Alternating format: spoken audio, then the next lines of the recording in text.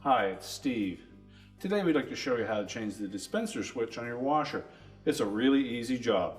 All we're going to need is a 1/4 inch nut driver, a number 20 Torx screwdriver, and maybe a small flat blade screwdriver.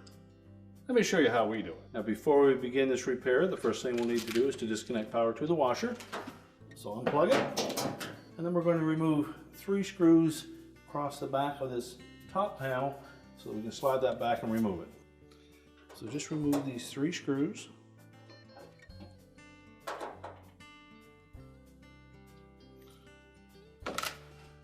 We'll just grasp the sides of that top panel, just pull it back about 1/2 inch, and that will unhook the front of it, and you can just lift it off. Now with the main top removed, our next step will be to lift this coupler from the shaft of that switch to the linkage.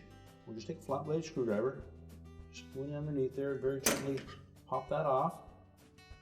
And just move it out of the way. And next we'll remove these 2 number 20 Torx screws.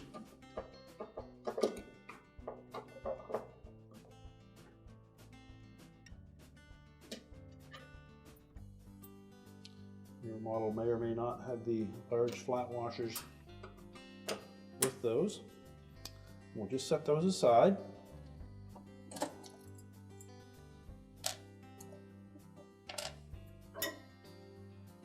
Next, we'll just lift that switch assembly away from the dispenser. Just tilt it so that we can disengage the wire harnesses from this little clip on the side. Just lift up gently on that clip. Pull the wires out from underneath of it. And then we're just going to pull these locking tab back away from that connector.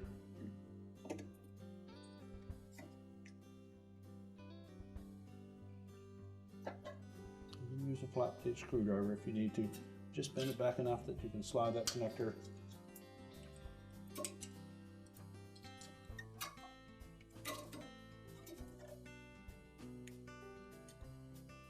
And then discard the old switch assembly. Take our new one, reinstall the wire harnesses.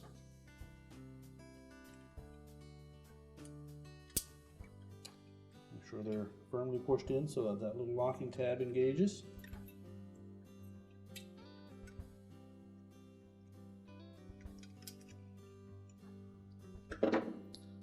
And tuck the harnesses into that little clip.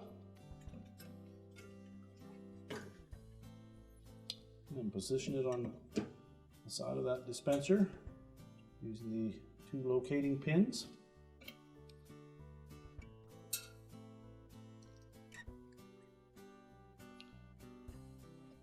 And we'll reinstall the retaining washers.